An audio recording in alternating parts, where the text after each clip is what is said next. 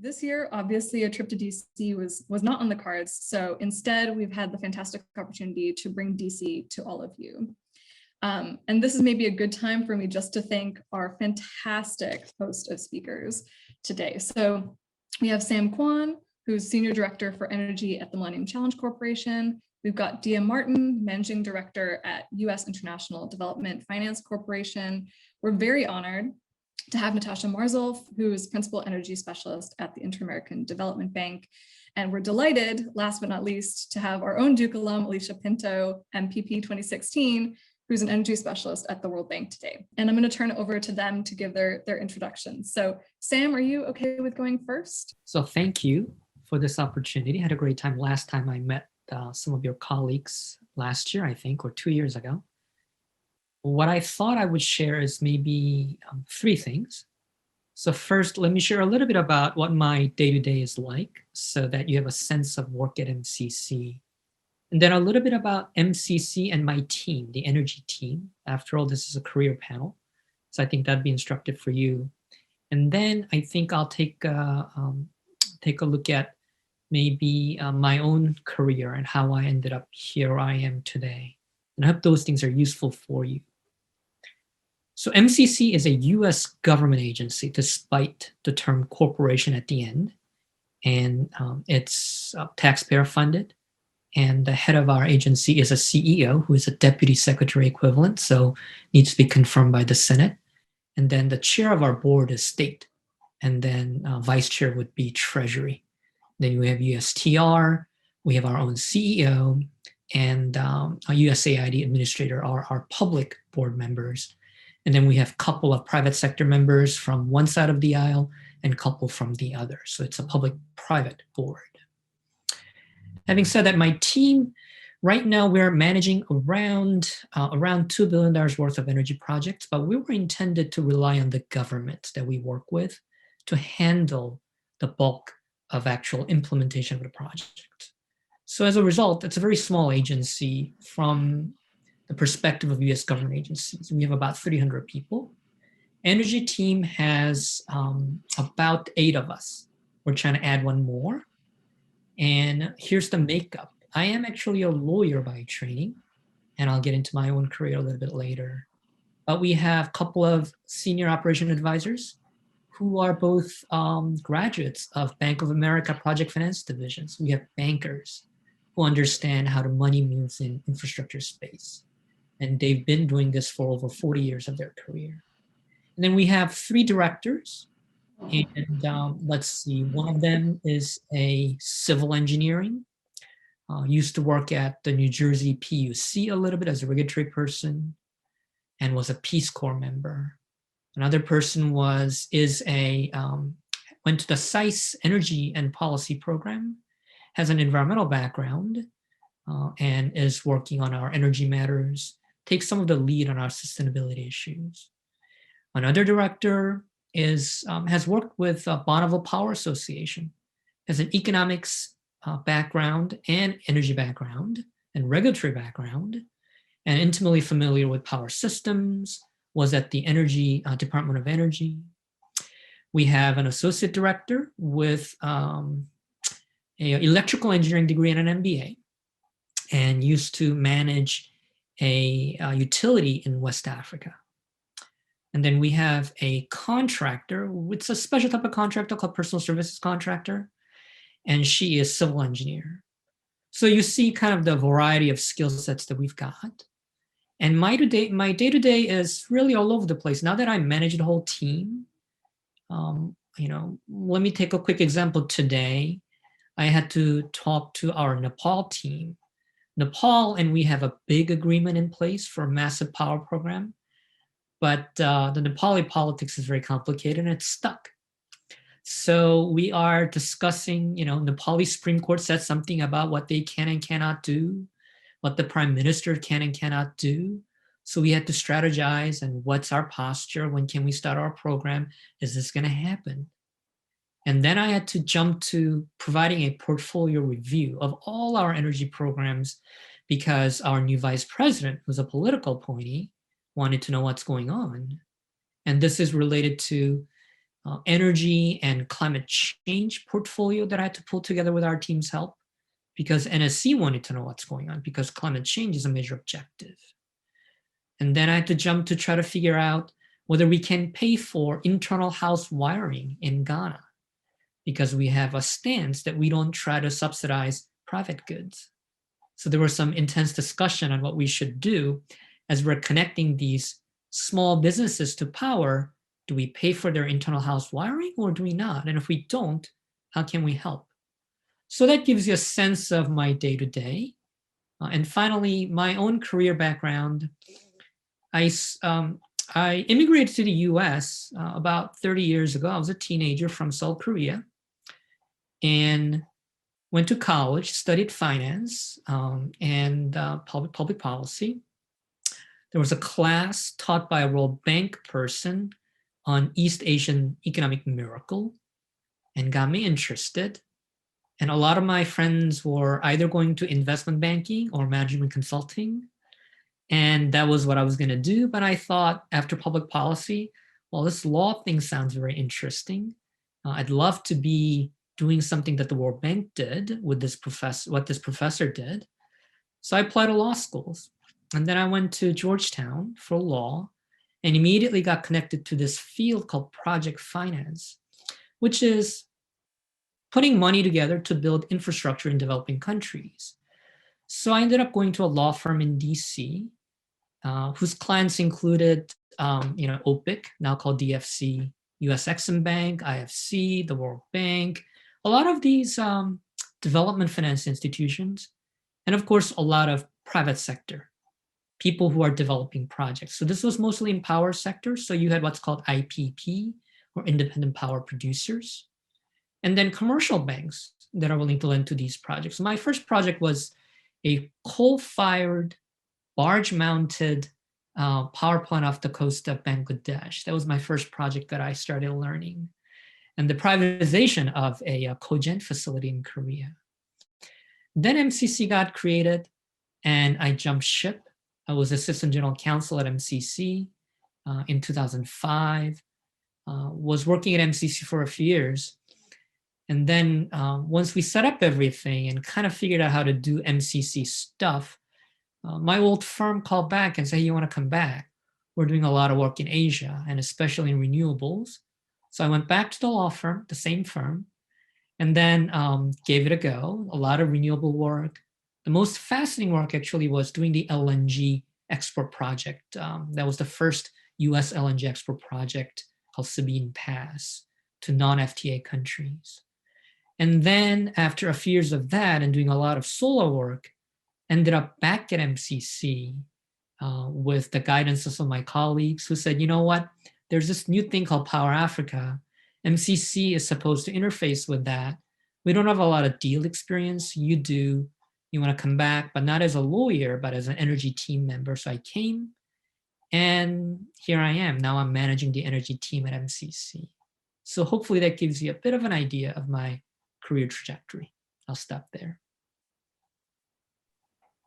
That's fantastic. Thank you so much, Sam. I think you're the first lawyer who's spoken to us, so we're very delighted to have your experience here.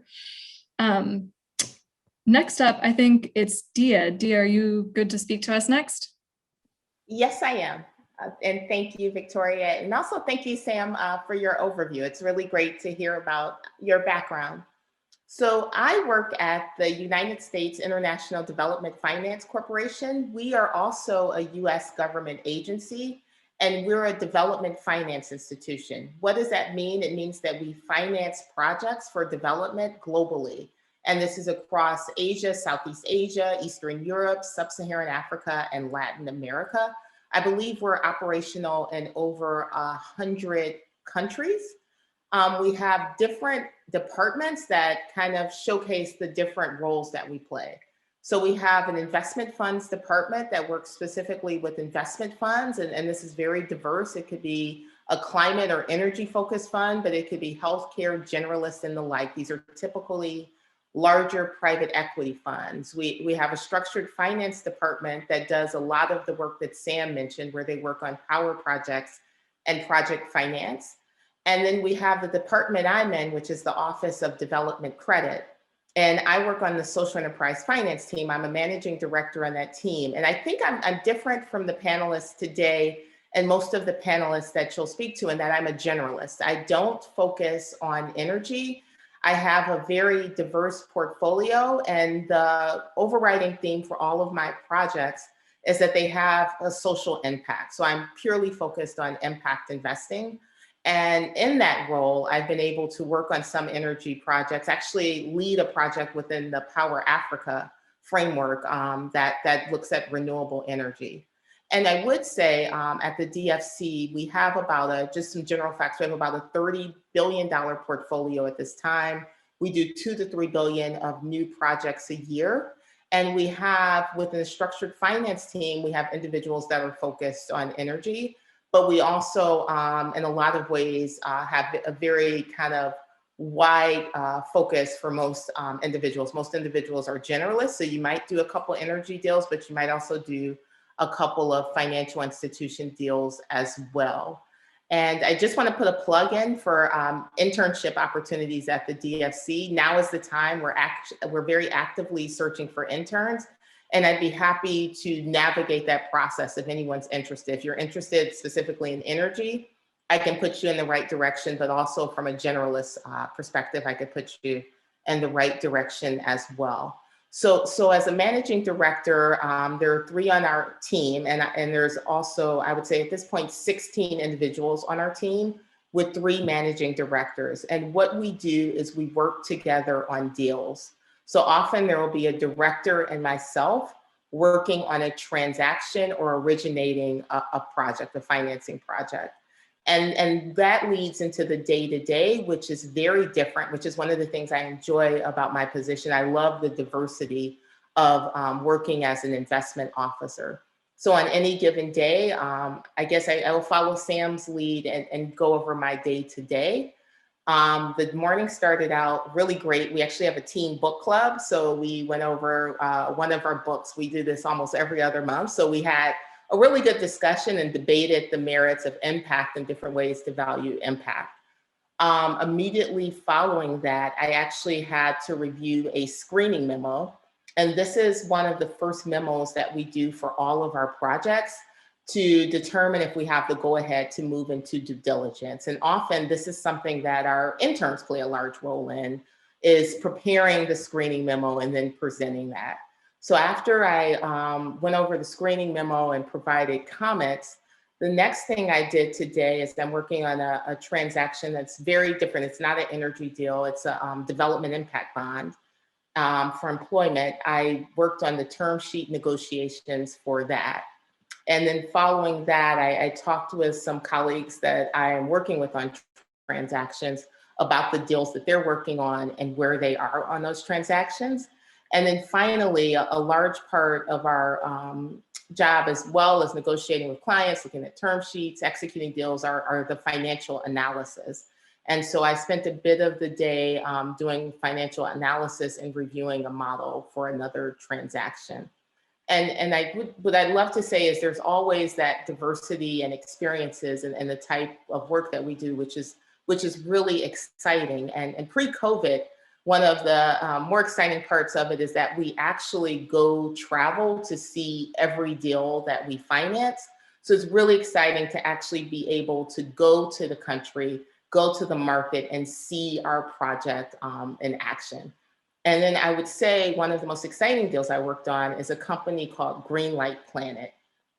And if you're not familiar with Greenlight Planet, I highly encourage you to look up the company. It was started by 3, and this is the Power Africa project that I worked on. It was started by 3 University of Illinois students. One student was interning in India, in a rural area in India, and saw that there wasn't enough capacity with the electricity. So they developed a solar light that they use to provide electricity in that village. And what happened is they began to grow the company over time through network agents. I always compare it to agents that, like, back 20 years ago or whatever, they would sell Avon products. They would just go door to door and sell these solar lights. So that company started in India, When we started working with them, they had about, I want to say, a little bit over 20 million in revenue, and we're expanding into Africa. And if you follow the renewable energy space, there was a huge explosion and growth with all of the pay-go energy models that allow consumers to pay for use of the product over time. So that's a really exciting project that we've worked on, and we've been able to see the business grow and develop and move from our small loan of $5 million to now they've raised close to $100 million in financing. And so those are the things that really get me excited, is to see these very small companies, when we begin to look at financing them, grow and provide power and light and electricity to so many people and really develop into large global corporates. And I will pause there and happy to answer any questions in the breakout session. Thank you so much for your time. Thanks, Dia. That was fantastic. I know a lot of the students who are here today are interested in the space specifically because they're interested in the social impact. So I'm sure you'll have a lot of people in your breakout group. Up next, we have Natasha Marzolf. Natasha, are you ready for us? Oh, and we can see you. Yes, I finally figured it out. So I apologize. I had put a picture and I realized that now I can finally speak. Good evening, everyone. I hope you can hear me well and see me well. I apologize. I have my other picture in the background, but I just don't want to mess with the presentation anymore. So my name is Natasha Marzolf. I'm a principal energy specialist at the Inter-American Development Bank Group. For those who are familiar with the IDB Group, IDB is comprised of three entities. IDB Invest, which is the private sector arm, similar to the IFC, for those who are familiar with the World Bank. BidLab, which is our incubator/innovator lab, and the bank. The bank really refers to all public sector projects that we do.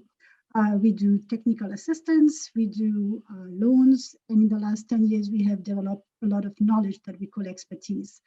I have prepared a small presentation. I will go very quickly, and then I can tell you a little bit about my background and where I am today. So I will share my screen. What I thought I could do is just tell you a little bit about the IDB. I work in the energy division, and the IDB is comprised of 48 member countries, 26 are borrowing members. Last year, we approved over $21 billion in new financing, 12 billion in public sector loans, and about 9 billion in the private sector arm. So this is just a quick presentation of who we are. So we have 26 offices that are scattered all across Latin America and the Caribbean. In particular, all the countries in Latin America are a member of the bank, except for French Guiana, which of course is French. And then we have Eastern Caribbean islands that are not members of the bank. But we have an office in every single country that you see on this map. We in the energy division, similar to what you will see in other divisions of the bank, you have specialists. Usually in energy, you have engineers as well as economists. I'm the exception as well. I am a lawyer, actually. And we do have operational staff, we have consultants, and we have support staff. I would say that in the last few years, consultants are really the main categories for employment at the bank, just because of the kind of work that we do. And also because sometimes people just want to say 2 or 3 years and don't necessarily want to do a career at the bank. I've been at the bank for over 25 years. I work in both the public sector and the private sector. I am French originally, and I also got my law degree at Harvard Law School about 20 years ago.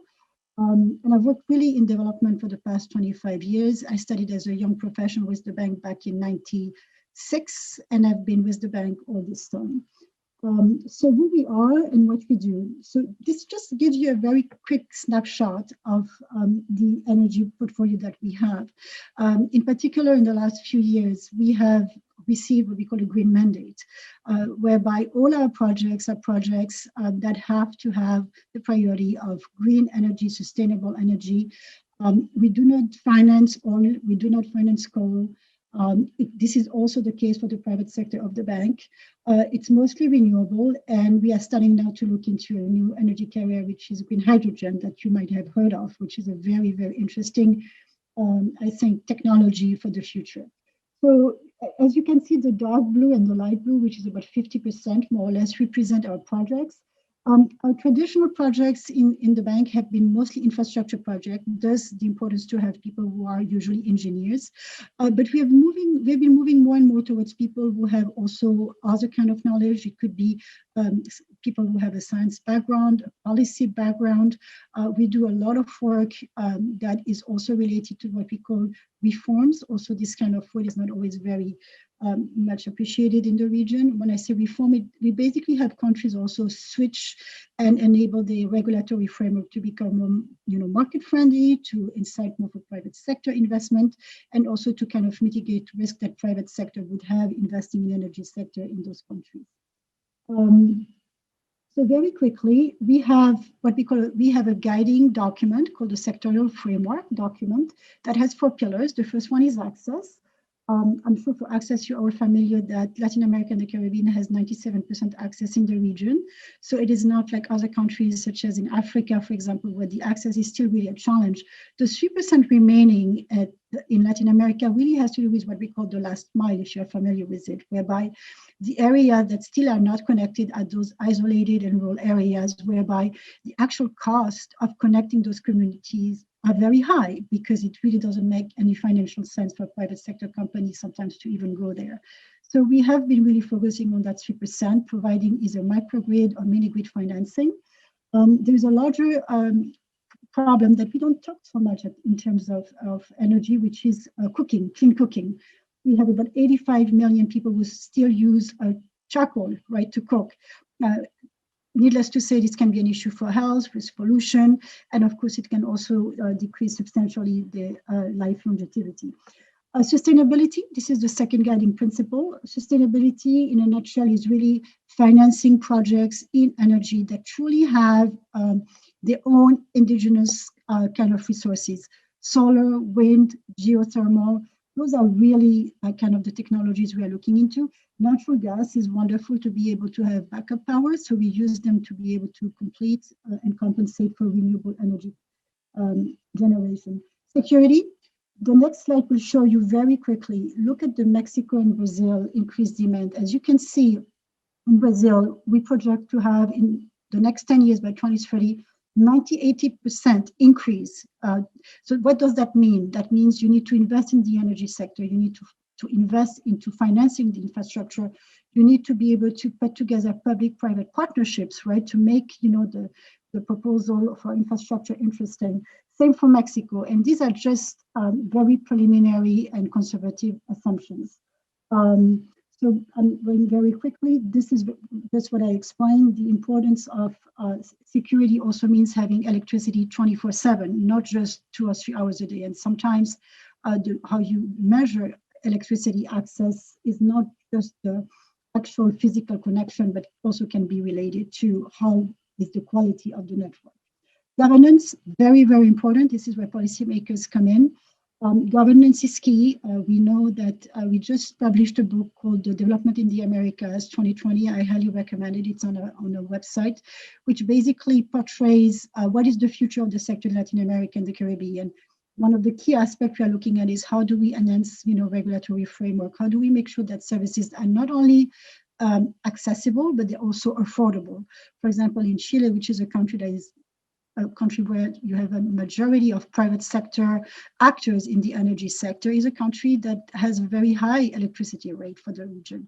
So we are very aware that governance together with having the right price, as I can say, is very important to have a sustainable sector.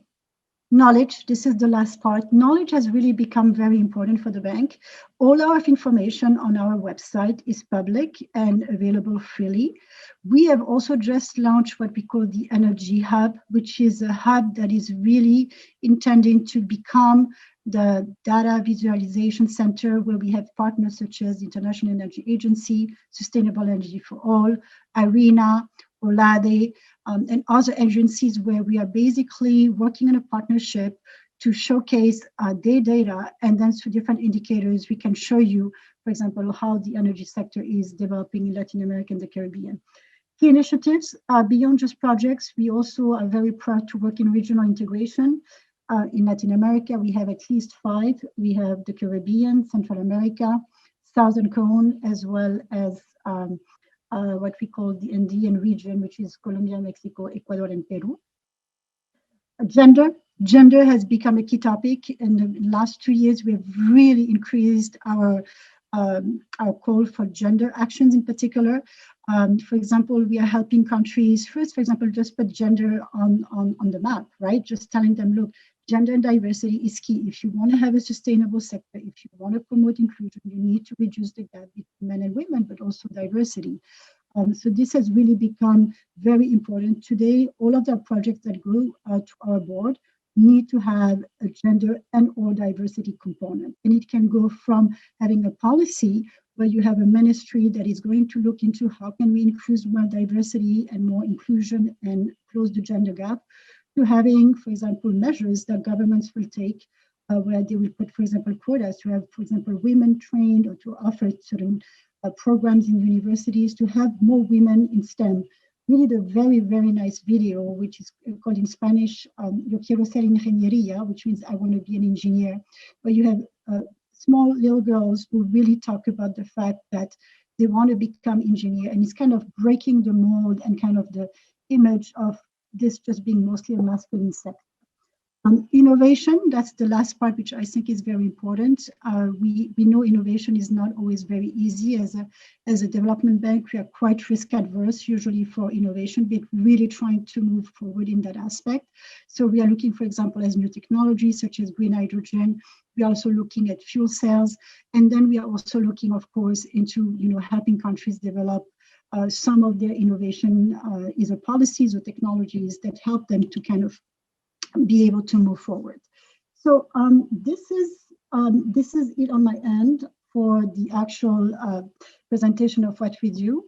And just to finish up a little bit on me. So as I mentioned, I have been at the bank for over 25 years. I worked in both the public and the private sector. So I actually started working at the bank when I studied as a young professional, working on what we called civil justice reforms. Since I'm a lawyer, part of the work that we did at that time was the bank was very heavily involved back in the late 90s into trying to help countries switch from a criminal system kind of justice system that was mostly based on the Napoleonic Code to the American system. So that's pretty much how I started doing justice reforms in Central America. And then I moved on to private sector, where we did mostly project financing and structuring financing. In the last 10 years, I've been in the energy sector on the public sector side. So with this, I will stop talking and happy to answer any questions. Thank you. Thank you so much, Natasha. With 25 years of experience, we're very lucky to have you sharing your experiences with us. I'm sure there'll be a lot of questions out of that one. But before we move on to Q&A, last but not least, Alicia, are you able to present for us? Yes, hi, thank you. I'm gonna also share my screen. Great. Thanks, Victoria, and thanks, Stacy, for inviting me here. I'm always delighted to come back to Duke and talk to the students and share my perspective.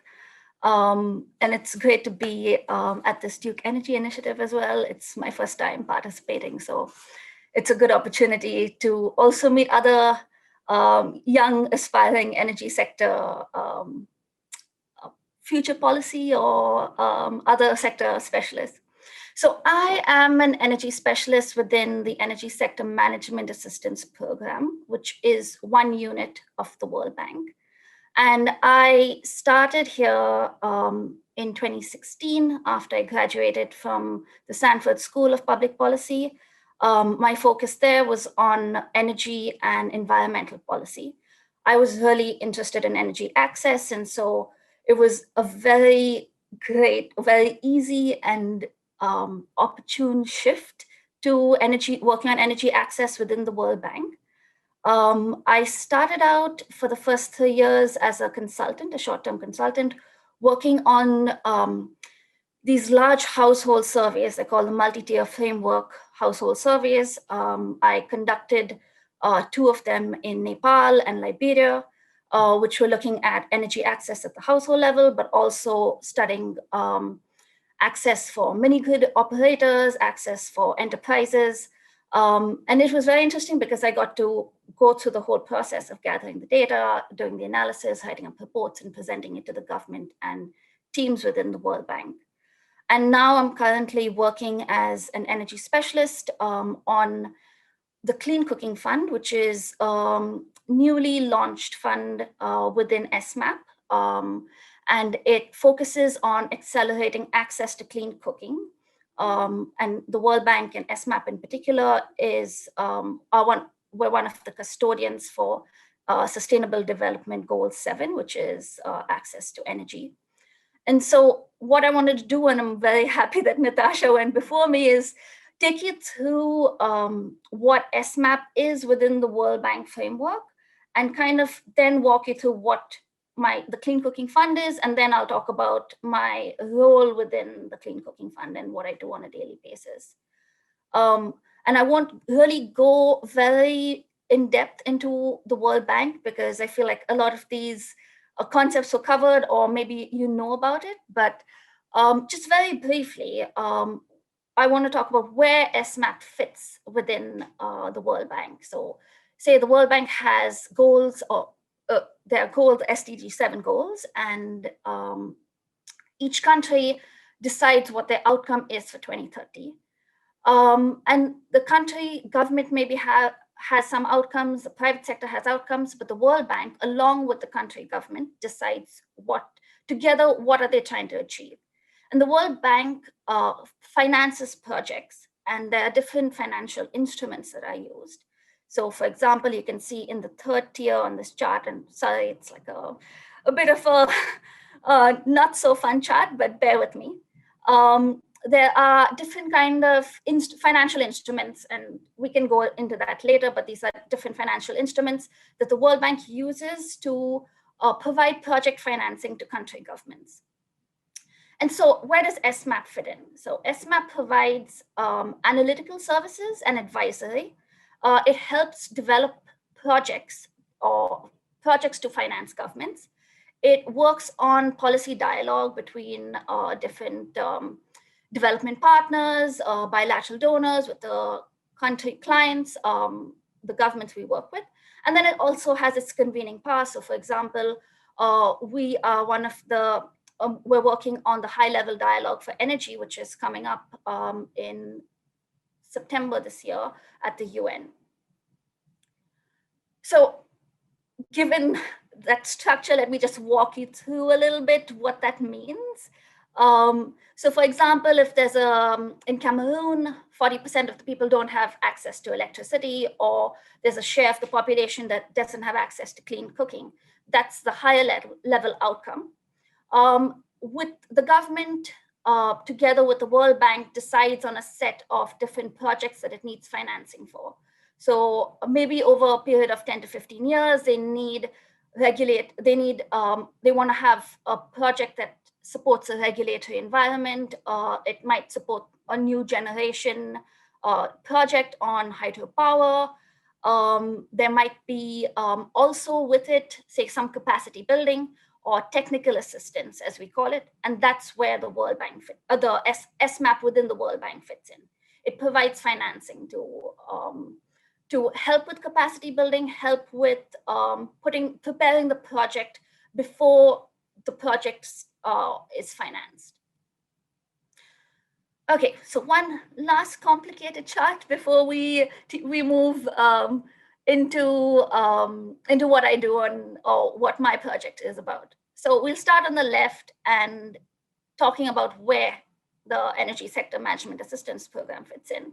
So you have, it's funded, so it's a partnership within the World Bank and donors. So we have bilateral donors such as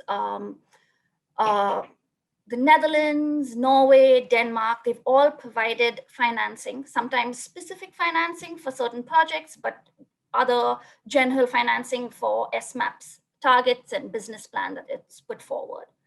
And then that financing is grant financing that goes to our country teams. So within the World Bank, we have energy sector partners and colleagues who are working in specific regions and countries. and we provide grant funding to them to prepare their projects. We also support country teams when they're preparing their projects. So we provide input and help them with the design. We're part of the project team as well when they're planning the project. And so that's the process. And then you move to the third one, which is activities. And this kind of gives you an idea of what the different activities entail. So we do so the financing that we give to country teams goes towards, say, client engagement. It goes towards country workshops, stakeholder consultations. It goes towards project preparation. But then there's some financing which we, within our team, within the SMAP team, we manage ourselves. So that goes towards, we do data and analytical work.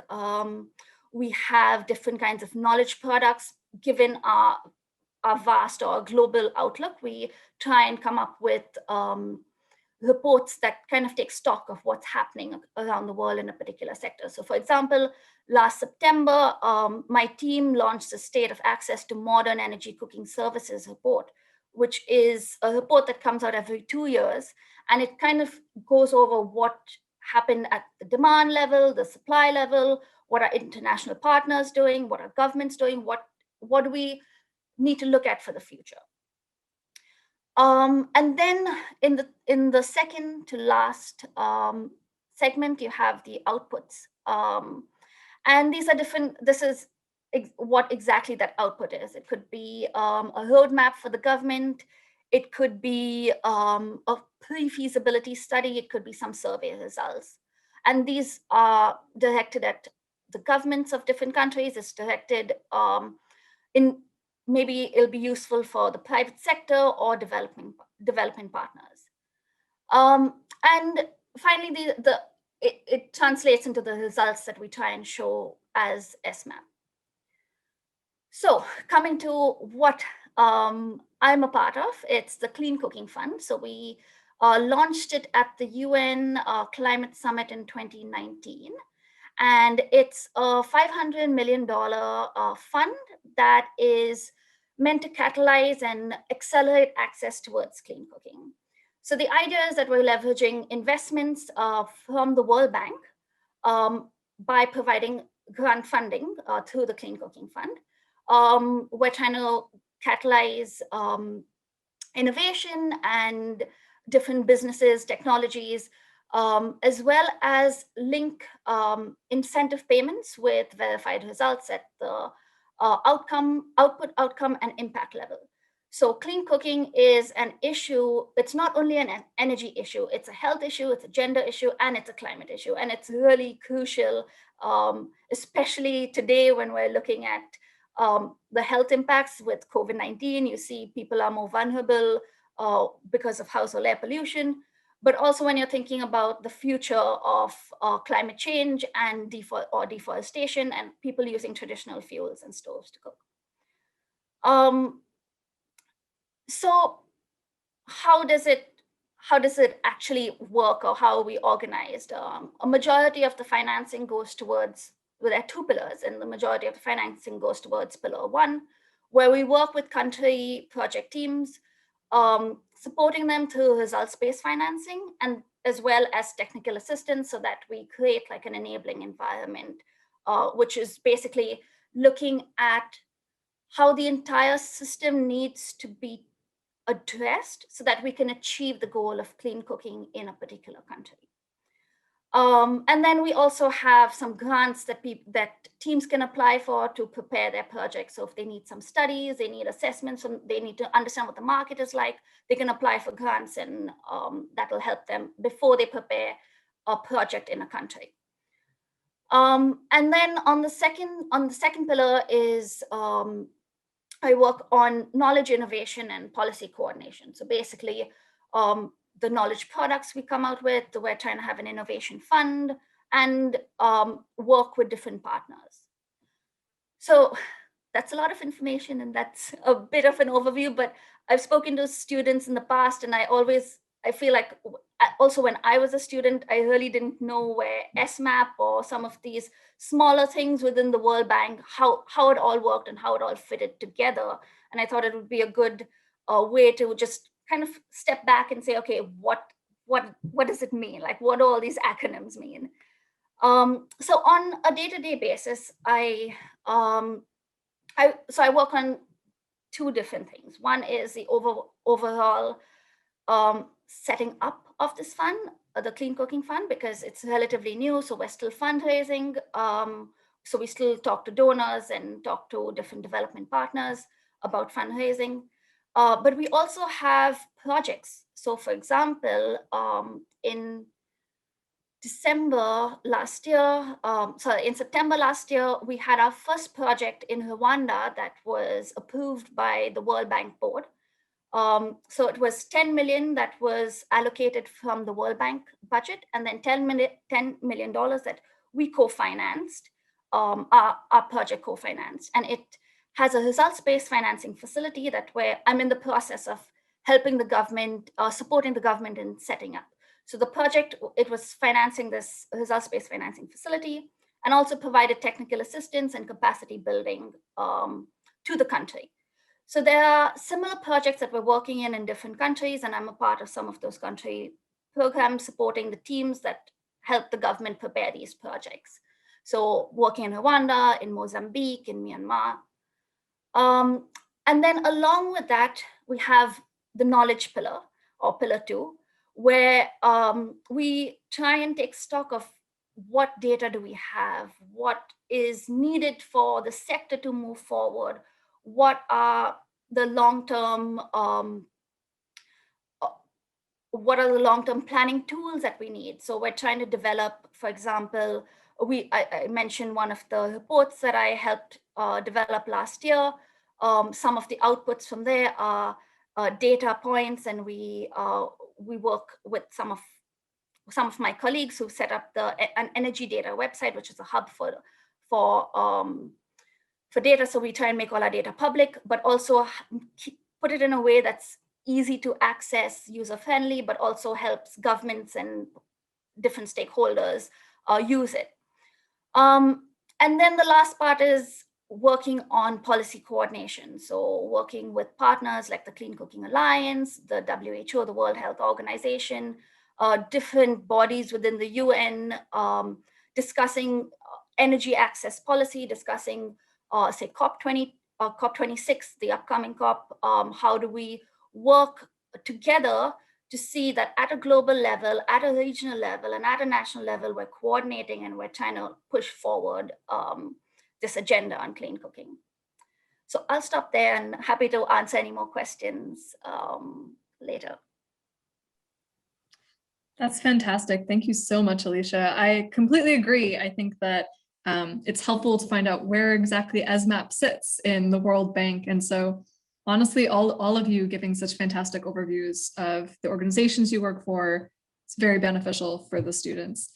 I'm going to open it to Q&A for the next 10 minutes or so. So students are welcome to throw questions in the chat or raise their hands, and I can call on them like we're in school or something.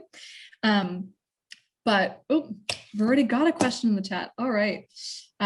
So Abby is asking, I'm curious if any of your institutions have plans to increase climate finance as a percentage of your portfolio by 2030, and or if climate goals will be increasingly tied to the disbursement of funds.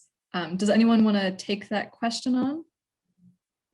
I can take it for the DFC. One of the things is, as a government agency with each new administration, we have a change in our leadership. And our understanding is that one of our strategic priorities will be climate finance, and we'll be looking to increase our portfolio in that area. And also, as Natasha mentioned, we are definitely interested in looking at the intersection between gender and finance as well. So I'm super excited about that, and there will be more to come. So if I may chime in, so at the IDB, actually, we have been doing climate financing for the past, I think at least 5, 7, 8 years. We do have a target. Do not quote me, but I believe 70% of our operations should have the climate finance seal. So this is definitely part of the work that we do. For example, I'm working on an operation now in Chile where we are helping them to transition to a more enabling framework with greener energy. And we look at each project, and we have a methodology that needs to be followed, where you basically apply, the climate finance methodology. It's not an IDB methodology, it's actually a multilateral development bank methodology. And that is shared, I believe, with all the other banks, such as the World Bank, the EBRD, the EIB. I believe at this juncture, pretty much all our portfolio, in particular infrastructure, is extremely linked to climate financing. So, yes. I can comment very briefly. We also have specific targets at the World Bank on climate. We have climate targets, but also at SMAP, there is climate financing.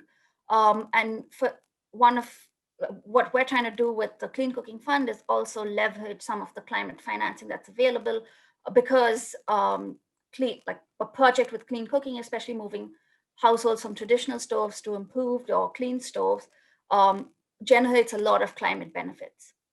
We don't have present plans. As Dia said, we will see how this plays out in MCC context. Fantastic. Thanks all. Nick, I see you have your hand raised. Do you want to ask a question? Yes. First of all, thank you all for coming in and presenting to us. We really appreciate it. I have a question specifically for Natasha. Could you elaborate on how the IDB is looking at green hydrogen for current or future projects? So green hydrogen is just starting. I'm sure you know about that. I mean, I think the European Union has allocated, I don't know if it's more than $1 billion or not in research and development for green hydrogen. So, and we know there are private sector companies that are already really investing a lot. For us, green hydrogen is an area where we are just starting with green hydrogen. So for example, we have several countries that are very interested in developing their potential market for export of green hydrogen. For example, Costa Rica, which is 100% renewable based, Uruguay, which is also 100% renewable based, Chile, Paraguay. Green hydrogen in particular is of utmost interest for those countries where they have a very, very strong generation that is based on renewables, such as solar or wind, because by definition, they become very competitive, having the lowest cost for renewable that can be used then to produce green hydrogen. And on the global scale, I mean, some of the countries that, for example, import hydrogen are mostly Japan. So the bigger markets now are Japan or Australia, and those are the ones that I know of. Thank you. Thanks. Yazi, you have a question? Yes. Sorry, am I echoing? Okay, sure. So thank you all.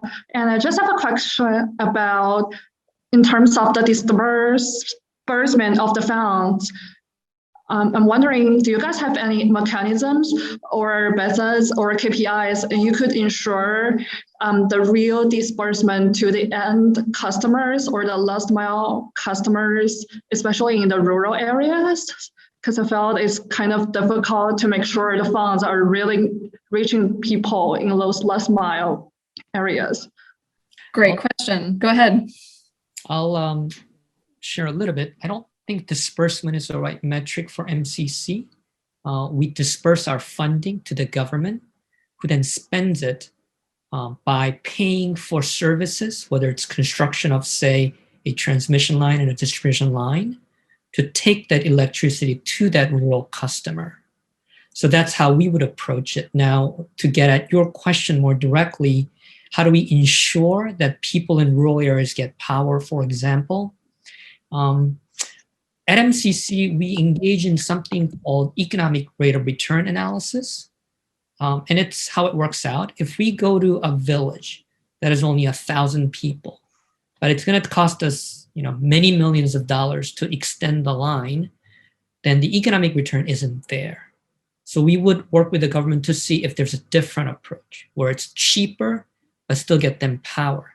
Used to be not a lot of great options, but with some mini grids that are fairly robust in delivering power, we are able to do some of those things. So that's one way MCC approaches it. And by the way, our funding is a grant to the government. but I'm sure IDB or World Bank has a very different way of dealing with it. We consider ourselves bankers, so our funding would go directly to the company, and we can provide financing in the forms of debt or equity. We have a separate technical development program to assist with more of that technical assistance or consultants for a project. And so when we make our investment in the company in the form of equity or debt, for all of the projects that I work on that are impact focused, we have certain metrics and reporting and requirements for those companies. For example, for Greenlight Planet, we tracked the sales of solar lighting, customer penetration, whether it's in a rural or urban area, what country, as well as different indirect metrics that they would track on their own business. And that's what we do across the board for multiple deals, is determine the most important metrics for that project and that project's impact, and track that in our regular reporting for our financing instruments. So I'm happy to answer for the IDB. The IDB, well, we do have, we work very similar to what Samuel mentioned. We mostly do loans. I mean, we use technical assistance to either be able to do feasibility study or pre-feasibility studies before a project can actually be built. But most of our work is, of course, lending related. In terms of access, the way we really work is we will look at, for example, the access plan that a country has, the long-term plan. We look at what is it that they're trying to build. And usually it's exactly how it's Samuel described it, meaning we will be providing loans directly to the government, and then the government will be doing the bidding process for the company that will be installing the microgrid or mini-grids. Usually for that last mile, the extension of the grid doesn't make any financial sense. It's just too expensive. So the microgrids or mini grids, or in particular in the Caribbean islands, you know, that have an insular geography, this is how we would do it, by microgrids or mini grid. That makes the most financial and bankable sense. And just to quickly add on the World Bank side, it's similar to what Natasha and Samuel mentioned. We provide financing to the government, and then we try and ensure that there are checks and balances in place, especially on the financial management side, that there's constant reporting, monitoring, and evaluation, especially when we have the results-based financing system set up, that there's regular monitoring and evaluation, either from the private sector or even within the government back to the World Bank. Fantastic. Thank you guys so much. I know we have more questions in the chat, but I think we need to move over to the breakout groups now.